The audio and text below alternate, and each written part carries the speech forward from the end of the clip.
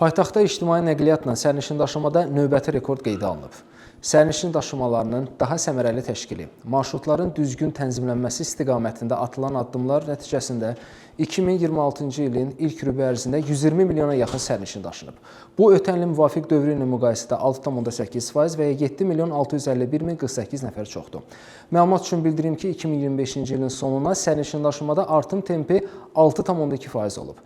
Bakı şəhərində və ətraf ərazilərdə nəqliyyat infrastrukturunun təkmilləşdirilməsinə dair 2025-30-cu illər üçün dövlət proqramında nəqliyyat infrastrukturunun təkmilləşdirilməsi, geniş nəqliyyat şəbəkəsinin qurulması, ictimai nəqliyyatdan istifadənin səmərəliliyinin artırılması və avtobus parkının modernləşdirilməsi prioritet məsələlər kimi qeyd olunub.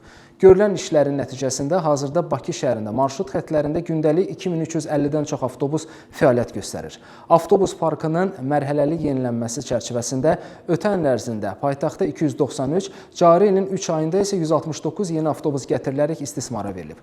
Qeyd edək ki, daşımalarda istifadə olunan avtobusların 82%-i nağdsız ödəniş sisteminə inteqrasiya olunub. Ayına sərnişin daşımalarının təhlükəsiz və səmərəli təşkili, xidmət keyfiyyətinin yüksəldilməsi istiqamətində fəaliyyətini ardıcıl şəkildə davam etdirir.